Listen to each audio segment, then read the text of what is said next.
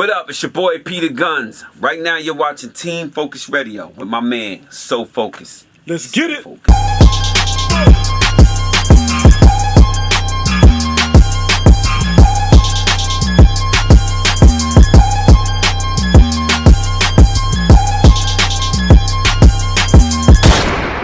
Yeah, you know what it is, man. Team Focus Radio. I'm your host, So Focus. Right now I got my man's Peter Gunz in the building. What's good with you, man? I'm here, man. The co-host, Gunz. Word, but how was that trip over here? First of all, for me, it was crazy, man. Like, well, I'm from New York, so this is right up the street from me. It's right in Manhattan. So. yeah. Well, I'm originally from Brooklyn, but I moved to Connecticut right now. Ain't so nothing wrong with that part of Connecticut.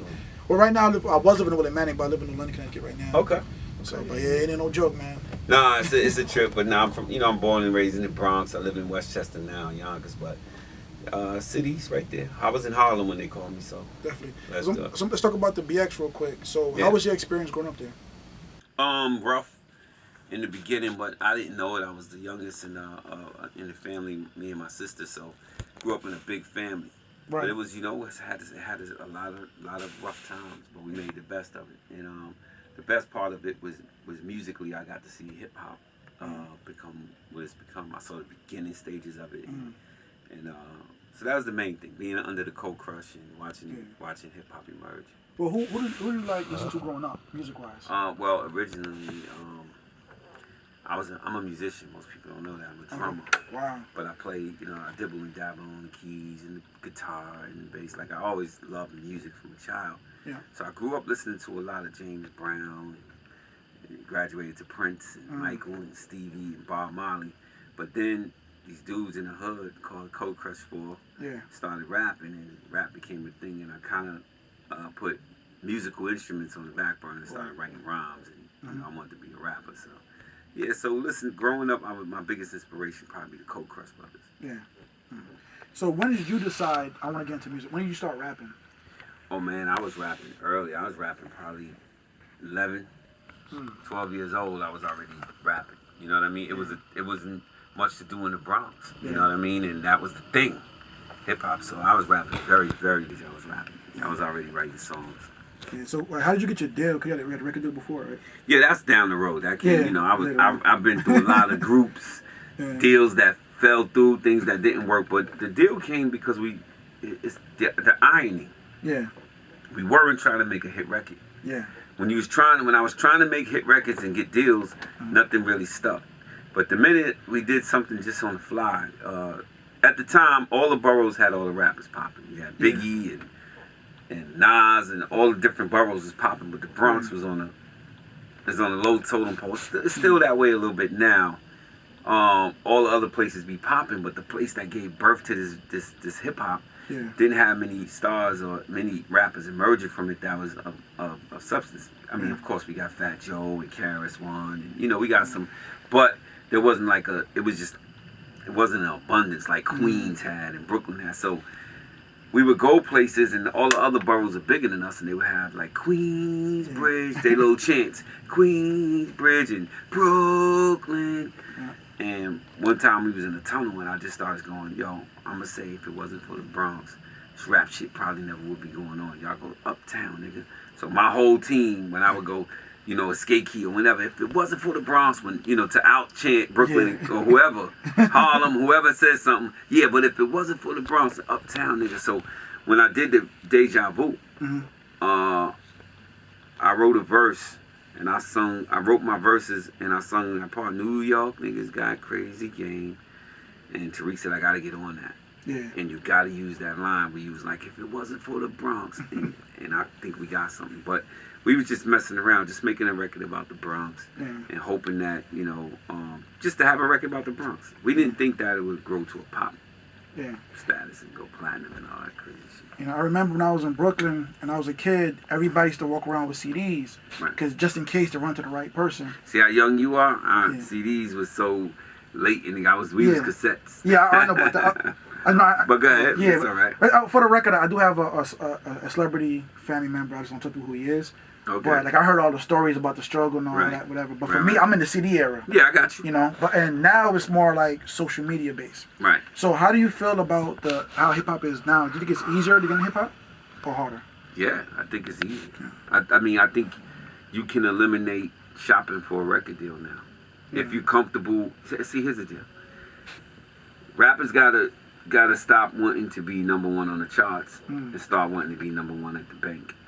So if you could just sell yourself 50,000 records, 100,000 records yourself, as opposed to selling 1 million records or 1 million, streaming 1 million, this 1 million, 5 million, 10 million.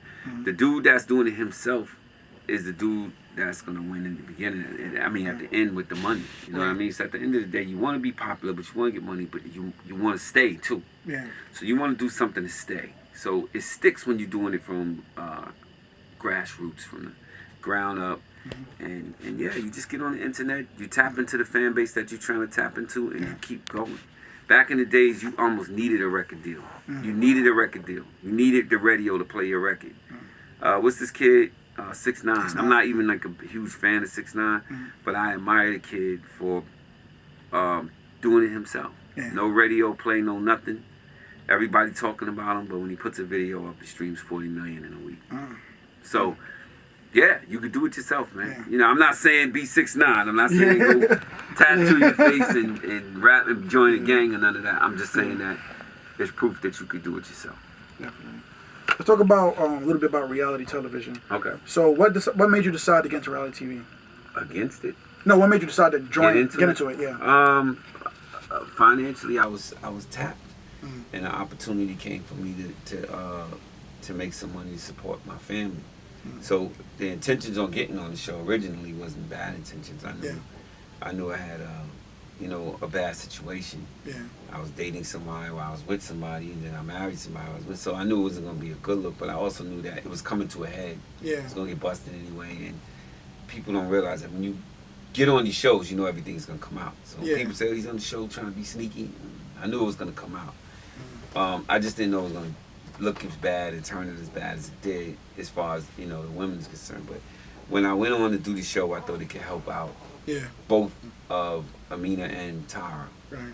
I thought, Tara, her acting, she's beautiful. This could help her.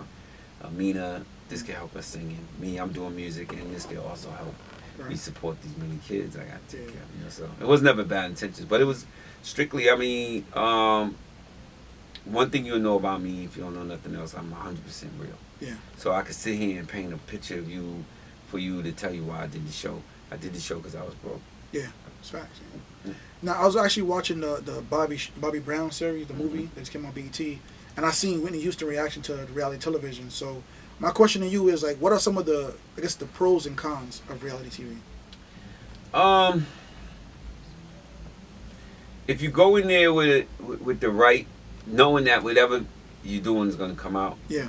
If you go in there and giving them 100% real stuff. Right. Like, they can't put out what you don't want them to. The other side is, don't get mad when you get on TV and you look crazy, because you know what you're signing up for. So people be like, are you mad at them for portraying you?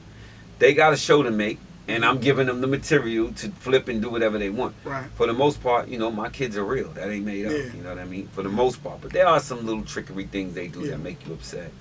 Especially, like I said, I'm real. You got a lot of people that get on those shows and give you a bunch of fluff that ain't real and act like they're perfect and everything is great. Just little arguments when they got some of the same shit I got going on. So it depends on what you feed the people, but it could turn out positive for you. It worked out for Cardi B. Definitely. It worked out for K Michelle. What's the chick on Atlanta? Spice. You got some people that it works out well for. It's the way you the Spanish young lady out in Miami. Oh, the Dominican chick. Yeah, but I can't think of her name right now. But if you do it the right way, it could work out for you. So if you never got into rapping, you never did reality TV, nothing, like, what do you think you'd be doing right now? I couldn't imagine life without music. I'm a musician. I'm not just a rapper, so I'm a musician. So I'm gonna make music if nobody buys it. I'm at the house. I got a whole recording studio, drum set, and I'm a musician. I couldn't imagine living without music. So, but also I like acting in film and acting stupid and silly, and I like a lot of stuff, man. People would never guess. I'm a baseball fan. I like football. I like sports, so a lot of things. But for the most part, activism, guns, taking a lot of people out in the hood. I want to do something like that. I got a foundation called Gunz Against Gunz. Okay. And yeah, that would be it. Right. So what advice would you give to somebody that's trying to be in your shoes, whether they're trying to get involved with music or reality TV or whatever? Like, what advice would you give them?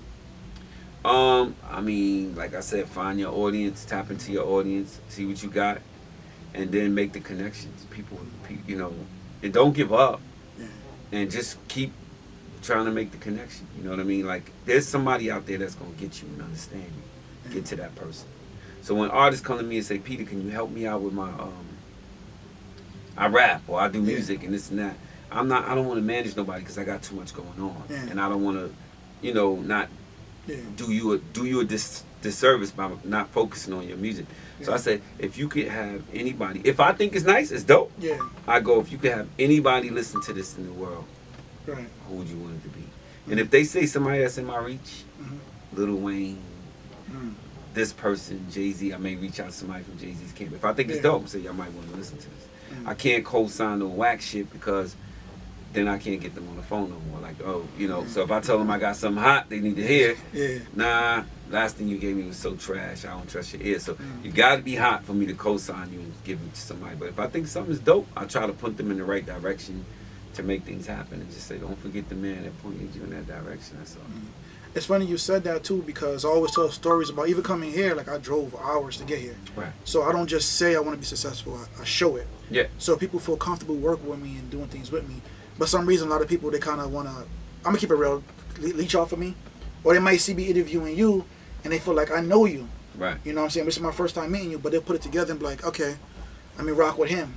You know, it creates that perception. Social media. Well, you focus. And you know, and that grind right there, driving that far to interview Peter Gunz, that's, you know, I'm flattered by that. You know what I mean? But those are the things that we have to do. And then you just have to remember, once you get in position where you get, there's going to be another person, young person trying to come up and do what you do, and you're going to give them a shot. You know, so when they reached out to me and said, did you want to do it?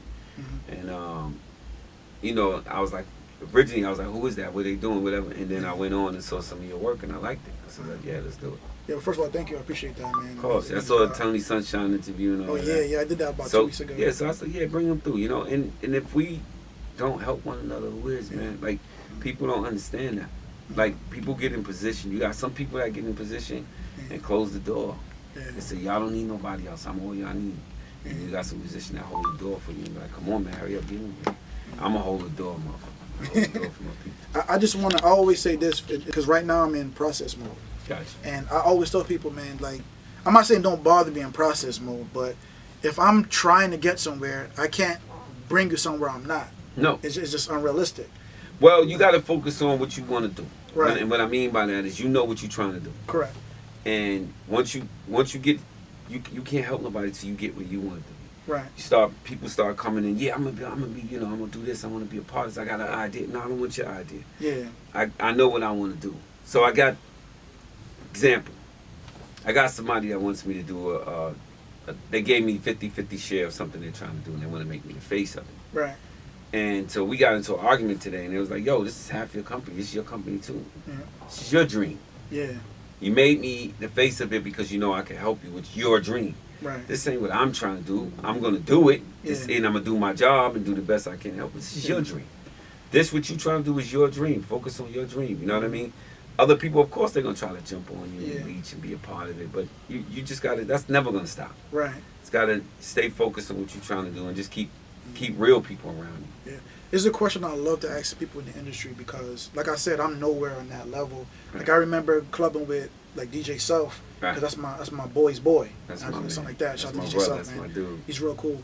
But once again, people see me partying with him, but I don't know that man personally. That's my man's man. He don't owe me nothing. Right. And somebody hit me up. They trying to like, yo, I want to go club and hang out with Self and all that. I'm like, I barely got myself hanging over here. You know what I'm saying?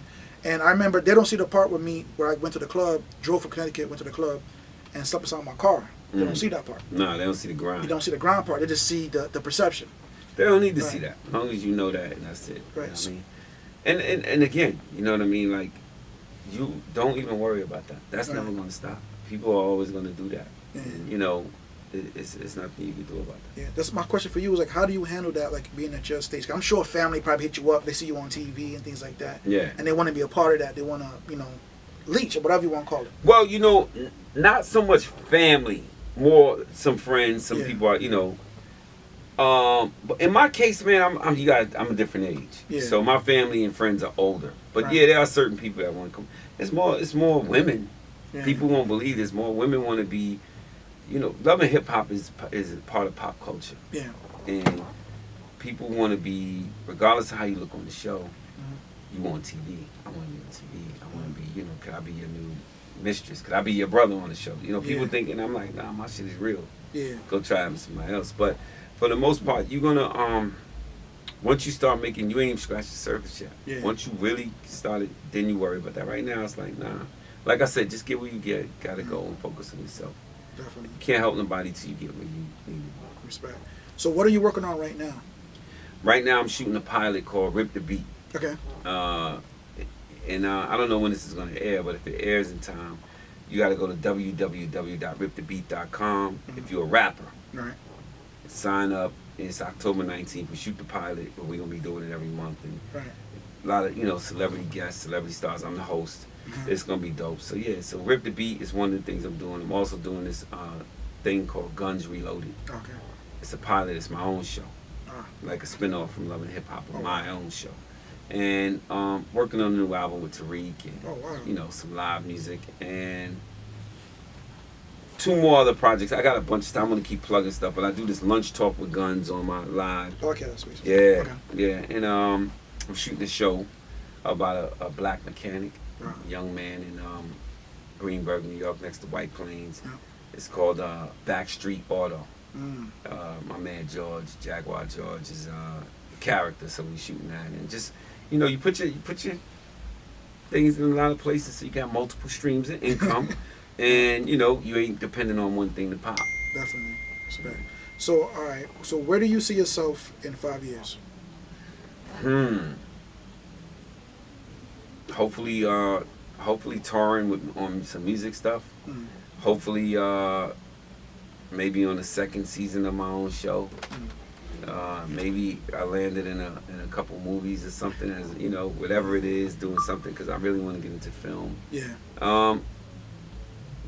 Just hopefully that, and then just